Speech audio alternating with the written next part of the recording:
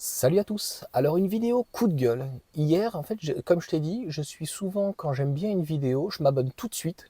Et puis je regarde les autres. Et puis très souvent, ça se passe bien.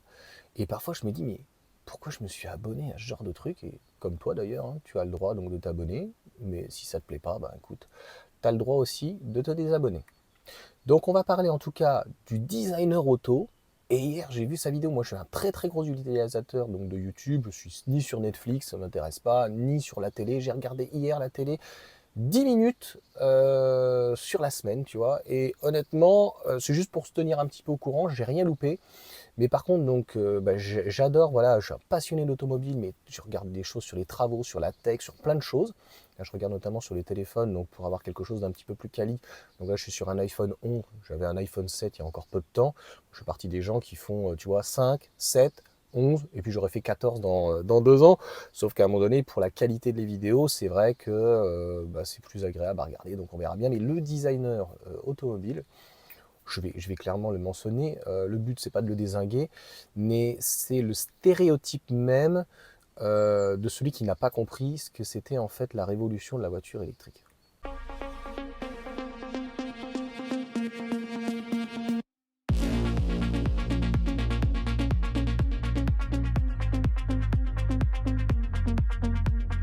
Donc, tout d'abord, ce type de personnes, en fait, ces spectateurs, ce sont plutôt, pour appeler ça des pros thermiques, c'est des gens, des encenseurs. C'est exactement comme dans le foot. Moi, lorsque je regarde un match de foot, c'est-à-dire il y a 300 000 ans, je vois juste des milliardaires. Je vois des milliardaires courir, surtout un mec comme Neymar, tu vois, tu le touches à peine, il tombe par terre, tu te dis mais t'as pas de physique mec ou quoi? Enfin, c'est pas méchant, c'est pas, t'as pas un mauvais physique ou quoi, mais arrête, je pense que tu devrais faire plutôt du théâtre parce que t'es pas mal, hein, franchement, t'es vraiment pas mal. Donc je vois des milliardaires et je vois en fait entre guillemets des pauvres qui viennent regarder un match pour 150 euros la place. C'est un petit peu ce que j'avais aussi quand j'étais en boîte de nuit, c'est-à-dire que quand je venais le week-end, comme j'étais en chemise toute la semaine dans l'immobilier, bah, je venais en t-shirt classique, les mecs venaient habillés en beau gosse et puis revenaient, je ne stigmatise pas, mais c'était un petit peu cliché, revenaient en 106 et puis j'avais cette chance donc d'avoir une voiture neuve à cette époque, donc une C4 coupée, et puis après j'ai une SLK, etc. machin. Et je ne dénigre pas, mais c'était marrant, tu sais, pas décadence, ce décalage, le décalage, c'est-à-dire entre le mec qui est en boîte de nuit en mode beau gosse, tu vois, c'est tout dans l'apparence, puis c'est un petit peu comme Cendrillon. Voilà. Moi j'étais plutôt l'inverse, donc j'arrivais en jean, sauf vraiment dans les endroits comme le VIP Room si tu veux rentrer, ou alors il faut graisser la patte du videur. Mais si tu veux rentrer, parce que c'était gratos en plus, après tu prends pas de poisson et tout machin, en bon rat, bien gratté comme je t'ai dit. Donc en gros, tu viens bien habillé, tu vois, tu montes une belle ceinture Louis Vuitton, tout ce que tu veux à 500 balles. Mais sinon, le reste du temps, non, la boîte de nuit, quand tu la payes, voilà, même une soirée, il y avait une soirée tongue, moi je suis venu en tongue, moi, tongue short t-shirt, rien à foutre. Donc, là, c'est ce type de public, c'est-à-dire que ce sont des encenseurs qui, ouais, ouais, ouais, ouais, il parle, le mec parle très bien, parle d'une manière de passion. Il a fait des photos de rétrospective, c'était mieux avant, donc sur des vieilles Porsche, sur des SLS, donc des voitures, si tu veux, aujourd'hui entre 50 et 200 000 euros, ce que personne ne peut s'octroyer. Et tous ces encenseurs, tous ces spectateurs, ce sont des gens donc à 70, 50, 70, 80% qui ont des diesels. Je n'ai rien contre les personnes qui ont un diesel. Mais honnêtement, entre un bruit d'aspirateur, j'ai dit mon petit aspirateur, entre la Tesla avec son petit bruit d'aspirateur en marche arrière et un bruit de claquement d'un diesel, tu me diras en fait où il est le plaisir de conduite. Alors, moi j'ai eu la chance d'avoir de très beaux véhicules et je peux te dire que je peux largement entendre le feulement, le bruit d'une petite Porsche, etc. Machin, ah ouais. Même la SLK que j'avais en 280, lorsque j'avais fait beaucoup de routes, l'échappement était bien chaud. Oh, je suis sorti de l'autoroute, le bruit qu'elle me faisait, pop, pop, pop, pop, ça marchait. Oh là là, elle en demandait quoi. Franchement, quel plaisir. Donc ça ne veut pas dire que je n'y retournerai pas. Comme je l'ai expliqué, il me manque réellement un garage pour pouvoir la stationner parce que sinon ça prend un peu de moisissure. Donc il me faudrait un hangar. Les deux garages que j'ai, donc je ne les utilise pas malheureusement. en tant que tel. Immobiliser un véhicule, ça coûte cher et il y a certaines choses que je ne sais pas faire et les vendeurs aujourd'hui sont toujours un petit peu malhonnêtes. Donc tu ne sais pas dans quel état tu vas récupérer la voiture. Et les cotes, à cause du malus, hein, essentiellement c'est vrai, et puis la raréfication, la rareté, etc., fait que les cotes sont en train d'exploser. On a des voitures, même des petites Boxster à 10 000, c'est fini, c'est 15, 20, 25 000. Des Cayman, on pouvait en trouver en 22 000, et puis bizarrement, la Cayman, on l'a trouvée plus souvent en S avec le 3 litres 2, 3 litres 4, même 295 chevaux. Oh là là, qu'est-ce que c'est magnifique ça, franchement. Moi j'aime tout chez Porsche, j'aime le style. Tu prends une Boxster de 99, mis à part les feux jaunes, 97 même le 2 litres 5, c'est ça qui est marrant. Et je lui ai laissé un commentaire. Je lui ai dit, je comprends pas, notamment chez les Porschistes, ça gueulait quand Porsche a fait un 2 litres 5 alors que c'était un flat 6, c'était magnifique le bruit, petite boîte 5, etc. C'était, et puis même était décrit le style, alors que franchement elle est juste près de 20 ans, 25 ans après, elle est magnifique, elle est intemporelle, la ligne c'est juste magnifique. Et en gros, de l'autre côté, j'ai entendu personne venir se plaindre, notamment chez Porsche, mais d'autres, les TDI, V6, V8, les 4 cylindres, les flat 4, non mais franchement, les stop and start, les dernières fois que j'ai essayé les voitures pour essayer de te la vendre chez Porsche, je me suis foutu de sa gueule, une GTS là, 400 chevaux, on a à peine démarré, on sort de la concession Porsche, la voiture se coupe. Je lui ai dit honnêtement, mettez-moi directement en mode sport pour me faire partir. Stop and start. Stop and start. Franchement, même au ralenti, normalement, un bruit de Porsche est magnifique. Je les entends arriver tellement que c'est magnifique. C'est comme le bruit des motos et tout. J'aime beaucoup. Alors, il y a le bruit, vraiment le beau bruit des motos. Harley, mais pas que. Et puis, alors, il y a le bruit des casseroles. Et clairement, aujourd'hui, moi, j'entends que les bruits de casseroles, là, les GTI, les TSI, j'ai rien contre, hein. Mais ça ne fait pas, en tout cas, ces 4 cylindres rêver, ça ne fait pas un beau bruit. Et tout ça pour dire, je ne comprends pas, en fait, ces ascenseurs, je ne comprends pas cette excitation du c'était mieux avant, sachant que depuis ces 10 dernières années, c'était soit des 3 cylindres, des tondeuses à gazon, des fab, des trucs en veux-tu en voilà, de toute façon, on n'entend plus le bruit. Même sur un Touareg V6, le 3 litres 2, il fait un très beau bruit sur le Cayenne que j'avais. J'avais essayé aussi, avant d'acheter donc le Cayenne, j'avais essayé aussi le Rostiling, donc le 3 litres 6, de mémoire 300 chevaux. Et il ne fait pas de bruit. Il ne fait pas de bruit, donc tout est aseptisé à cause de l'antipollution depuis 2005-2009, une nouvelle norme, etc. Et puis surtout 2010. Donc des bruits un petit peu artificiels, injection directe, j'en ai déjà parlé, etc. Et puis, qu'est-ce qu'il y a eu aussi? Ça y est, j'ai oublié, tu vois. Il va falloir que je coupe. C'est une catastrophe. Euh, je te mettrai peut-être le petit off, tu vois, j'ai perdu en fait le fil de l'actualité. Oui, c'est bah, depuis 10 ans, si on n'avait pas arrêté les diesels, on vend pratiquement que du diesel. Même sur des Twingo, on vendait des diesels, des 1,5 litre DCI. Donc, faut arrêter. Enfin, voilà, moi, je n'aime pas être trop cru. Je n'ai rien contre les diesels. Je pense que le diesel a sa place pour un taxi ou autre, quelqu'un qui fait 40 000 km par an, mais quelqu'un qui fait 3-4 000 par an, je vois pas où il est l'intérêt.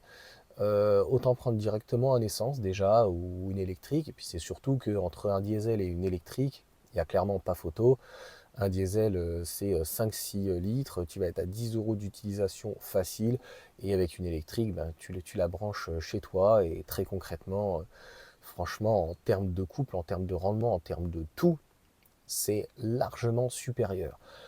Donc il n'y a pas à fantasmer sur Tesla, mais il faut reconnaître quand même que pour un véhicule pratiquement de 2 tonnes ou 1 tonne 8, le comportement routier est juste exceptionnel. J'ai eu un message, je ne sais plus comment il s'appelle, qui m'a beaucoup flatté, donc merci en tout cas à lui qui m'expliquait que il avait essayé, donc un ami je crois avait acheté une X-Power, mais je sais tout ce que les gens me disent, un petit peu comme une éponge et ça m'intéresse. Et que il aimerait beaucoup voir une Tesla ou une X-Power.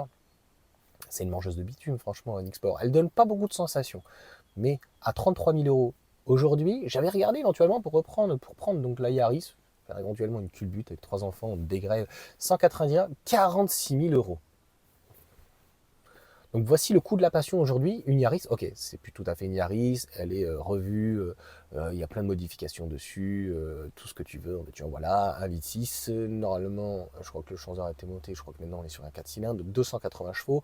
Alors autant ça ne me choquait pas sur une RCZ R, même si le 1,6 litre, 270 chevaux, alors là c'est dérivé complètement de la compétition des Le Mans, je sais plus, enfin c'est un truc de fou sur les 308 GTI, donc c'est même puissance, hein, ou 280 chevaux, 300 chevaux, donc c'est vraiment la même chose. Là c'est la casse moteur direct, c'était dans les quoi, 33 000, 46 000 euros pour une Yaris. Voilà, même ça fait 280 chevaux, honnêtement, aller mettre ça là-dedans, je parle même pas de bonus, qui va aller mettre ça là-dedans? C'est, voilà, autant prendre mettre 43 000 euros et avoir une Model 3 en termes de plaisir. Ben, je suis désolé. Ce qui est beaucoup plus agréable sur un véhicule électrique, déjà on-off. De deux, t'as pas besoin de gérer la boîte de vitesse en fait. Donc pour le quotidien, c'est super. Oui, par contre, le freinage, c'est la chouma. Ça concrètement, Tesla en fait ne s'en est pas caché, ils ont réduit les pièces au maximum et comme ils considèrent qu'ils ont une très bonne régénération, donc ils ont considéré que le freinage c'était un petit peu accessoire. Donc c'est sûr que tu vas pas les faire forcément de la piste, en tout cas c'est pas fait pour, ne serait-ce qu'avec le système de régénération et puis les freins, etc., etc. Ou alors faut pouvoir les modifier, je ne sais pas si on peut les modifier. Tu pourras me mettre en commentaire là-dessus. Voilà en tout cas pour ces informations. Donc petit coup de gueule, hier ça m'a clairement saoulé. Je pense qu'à un moment donné, c'est surtout que ça manque d'objectivité. Moi, ça ne me manque absolument pas. Tous les V6 que j'ai eus, j'étais entre 10 et 15 litres. Ouais, quand tu as le pied un petit peu lourd, allez, on va dire 13-14. Donc on va dire que si tu ne la passes pas à l'éthanol, tu es à 20 euros d'utilisation. 20 euros au 100 km. À un moment donné, il y a une réalité économique. C'est pas parce que tu as de l'argent que tu es obligé de le gaspiller. Et puis à un moment donné, la nostalgie, bah, quand peut-être, on espère, ça sera calmé, mais les mecs, c'est à cause de vous les vendeurs, hein. Donc c'est vous qui faites de la spéculation en fait sur les voitures parce qu'à un moment donné, elles décodent plus. Et comme j'ai dit, j'apprécie hein, Didier qui est, entre guillemets, qui a son diesel, qui a ses pro diesel. Moi, ça ne me fait pas rêver aujourd'hui de payer 10 000 euros donc pour un diesel, un véhicule qui a pratiquement 10 ans et qui a 200 000 km. Le seul diesel d'ailleurs qui était très intéressant, c'était la RXH. Donc il ne faut surtout pas prendre en hybride, c'est une véritable merde, donc il faut la prendre avec le restyling et le 2 litres HDI 200 chevaux de mémoire, ou 180 pardon, 180 c'est le 200 chevaux, c'est avec l'hybridation, il ne sert à rien, la boîte robotisée est pourrie, c'est la EAT6 je crois. Et en gros, donc 180 chevaux, 2 litres HDI, c'est un excellent moteur, c'est une excellente voiture, et c'était un gros rouleur. C'est vrai que ça peut être intéressant. Elle était intéressante quand elle avait 4-5 ans, 100, 140 000 km. C'est un véhicule qui est pratiquement increvable, que tu peux emmener jusqu'à 300 000 km. Attention quand même aux injecteurs, et deux, trois choses quand même qui, voilà, si tu sais pas faire, bah, tu vas te faire allumer. Mais là, ça vaut plus le coup. C'est-à-dire que toutes les voitures en fait qu'on voit neuves ou d'occasion, diesel, essence ou tout ce que tu veux, c'est délirant. Je te donne un exemple aussi très simple, 3000 litres de Whopper, je crois qu'aujourd'hui, pratiquement au bout de 7 ans, 70 000 km pour un PureTech, ça doit se vendre 17 ou 18 000 euros. Il y a une époque, ça serait vendu 10 000. Et c'est tout ce que ça vaut. Donc, de toute manière, tu vois bien que nos pauvres petits jeunes, aujourd'hui, en dessous de 3-4 000 euros, 5 000 euros, tu n'as plus rien. Moi, j'étais à cette époque encore où la Laguna, je l'avais payé 4 000 euros, c'était très bien. Et aujourd'hui, ça s'enflamme 6, 8, 10. Donc, de toute façon, les gens qui sont à l'occasion, ben, s'ils essayent un petit peu un véhicule électrique, quand ils vont voir qu'ils peuvent avoir en dessous de 20 000 euros une MG4, alors 23 000 déjà, t'en as une neuve, mais on commence à en avoir à 20 000, mais certainement elles vont vite se rapprocher aux alentours de 10-15 000 euros. Quand à 10-15 000 euros, tu peux avoir une petite MG4 quand même qui est très fiable, hein, le moteur relativement simple, batterie très bien, CATL. De l'autre côté, bah, on va dire que ça s'est arrêté à la Clio RS avec le 1,6 litre. Le 1,3 litre 3 est encore correct. Mais après, voilà, le reste c'est fini. Hein. Pas que Renault, hein. Mais pour les autres, hein, PSA, ça fait très longtemps que les TFSI, pareil, beaucoup de problèmes, a priori de bielle, de bouffer de l'huile, etc. C'est des véhicules qu'il ne faut pas prendre fortement kilométrés. Franchement, ces dernières années, dis-moi en commentaire si la seule, tu vois, que j'avais regardé avant de passer, donc entre guillemets électrique, c'était la Honda Civic. Et même c'était encore un turbo, je crois que c'était, je sais plus, c'était un 1,8 litre ou quoi, 182 chevaux, ça restait correct. Il n'y a que vraiment Honda ou Mazda. je trouvais très intéressant. La Mazda 3, elle est magnifique. Franchement, encore un 2 litres, comment ils appellent ça, les Skytech ou je sais plus comment. Moi, il n'y a vraiment que ça qui m'intéressait à la fin, parce que tous les PSA, les Stellantis, le groupe VAG, euh, tous les autres, si le 1.4 est plutôt pas mal. Donc pour le coup, c'est Olivier qui a un Elite 4 aussi, qui a présenté sa Z et qui attend son maquis. Elle bouffe pas mal d'huile maintenant. Le 1 litre 4 que j'avais eu sur une Alfa Mito, il était plutôt assez pas mal. Mais le reste, il y avait encore les HDI qui tenaient, mais le problème c'est que filtre à particules, les AdBlue, c'est fini. Et puis les thermiques maintenant aussi un filtre à particules. Donc tous ces filtres en fait malheureusement empêchent de respirer le moteur. D'ailleurs, ça sera le petit bonus. Moi, je m'étais dit, au final, je prends une vieille bagnole et puis je fous un collier et j'enlève l'échappement. Et quand je fais le contrôle technique, je remets l'échappement. A priori, ça se fait bien puisque un jour, j'ai eu un collier sur une vieille Logan et les gars pensaient que c'était moi qui l'ai bidouillé. Je dis, non, moi, j'ai rien bidouillé. Malheureusement, c'est pas que j'y connais rien en mécanique, mais un tout petit peu par la force des choses. Mais c'est pas que ça m'intéresse pas, c'est qu'on peut pas tout faire dans la vie. Voilà pour cette vidéo en tout cas. Clairement, c'est pour ça que je suis pour, en tout cas, la fin du bonus, comme on le connaît, des aides sur leasing social et de démontrer que, clairement, c'est pas une question d'être fan, c'est que la voiture électrique est clairement sur beaucoup de points, pas tous les points, et nettement bien supérieure à toutes les voitures thermiques de ce qui se fait actuellement, c'est-à-dire 3 cylindres, tondeuse à gazon, et puis, de toute façon, c'est la fin du diesel et bientôt la fin du thermique. Mais tu vois, ça a mal été perçu le fait de, je l'avais dit, hein, de- d'obliger les gens, d'insister. Il valait mieux que laisser les constructeurs se débrouiller face aux Chinois. Parce que c'est ça, en fait, la réalité. C'est que sans ces aides et sans l'Union européenne qui y va un petit peu au forceps, eh bien, c'est l'arrivée de modèles chinois à des prix extrêmement concurrentiels. Et lorsque tu y as goûté de toute façon, mis à part cette information, fausse information de cet été, l'été dernier en 2023, qui disait que 60% ou 70% des possesseurs de voitures électriques voulaient repasser au thermique, mais t'as fumé quoi. T'as fumé. Comme je te dis, rien que ne serait-ce que de plus avoir, enfin, de boîte, d'avoir eu une vitesse. Et là, je viens de faire la semaine dernière 440 km, mais quel plaisir, mais quel plaisir. Voilà, ça ne me manque pas. Juste, par la suite, ouais, je ne m'en cache pas et je l'ai déjà dit plusieurs fois, une petite Boxster, une petite Caïman, on verra. Il faut attendre peut-être la passer aussi en collection, ça va arriver, mais la collection, ils veulent décaler, hein, je crois. Hein. C'est 20 ans, mais ils veulent passer à 30 ans. Donc on verra bien. Voilà pour cette petite vidéo, coup de gueule. Ciao. Ah oui, j'oubliais, petite parenthèse, parce que je revois donc sa vidéo avec le screen là. Je suis ni écolo bobo, je suis ni pour sauver la planète. J'ai bien conscience que, mis à part les batteries LFP, lithium fer phosphate, c'est vrai que tout ce qui a nickel, manganèse, cobalt, l'aluminium, toutes les batteries que tu peux avoir, NCA, etc., c'est vrai que c'est pas mieux forcément que le pétrole, parce que il faut dans ces cas-là aller chercher les minerais, il faut des mines, il faut des tracteurs qui sont eux aussi à l'essence ou très souvent au diesel. Donc ça pollue la planète. La meilleure écologie, c'est tes pieds. Et encore, un scoop, tu sais que quand tu pètes, tu rejettes du méthane. C'est très très dangereux. Et les vaches aussi, il faudrait peut-être leur mettre un catalyseur dans le cul, tu vois. Parce que je peux te dire que les vaches, quand elles pètent aussi, ça pète beaucoup. Ou les porcs et tout, qu'est-ce que ça rejette comme méthane. Donc on n'en finit plus, on se mord la queue. Donc non, le plus important en fait, c'est que tu as ta voiture électrique, tu la recharges à la maison, donc tu vas plus à la station-service, tu te prends une petite pompe comme moi, tu vois, tu branches, tu la fais chez toi, donc tu es indépendant. Après, tu te mets au pire des cas des petits panneaux photovoltaïques, même limite, tu te mets une petite station de panneaux photovoltaïques avec un peu de chance, tu es indépendant du réseau, tu vois, c'est trop bien. Et puis au final, voilà, c'est un petit peu ton écosystème. Et le jour où tu n'as plus d'électricité, tu vois, tu as tes panneaux et tu as tes batteries. Donc ce que tu dis aussi indirectement est faux.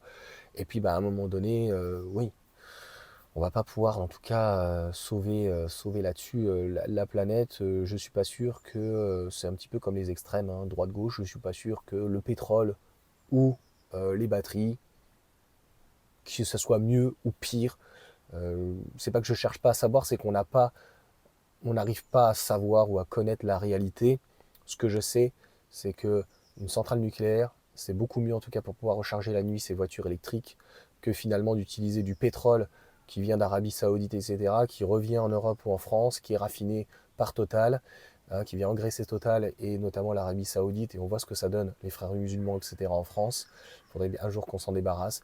Et puis, finalement, qu'on crame une matière première, qui est quand même exceptionnelle, où on a d'autres utilisations à faire avec ce type de matière. Basta.